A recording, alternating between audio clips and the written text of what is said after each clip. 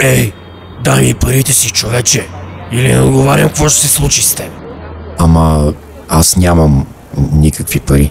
Нямаш, а за цигари имаш. Аз този фас го намерих на улицата. Я не лъжи, бе.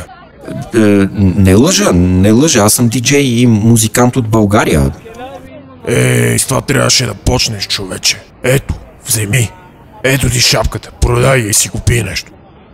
Това не е всичко. Що бе? Ожених се за сервитьорка. След 2 месеца тя избяга с бармана в бара, в който работих. После се оказа, че бармана станал диджей и започнал да работи без да му плащат по заведенията. Разбирам.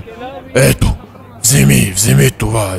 Това твоето не е живот.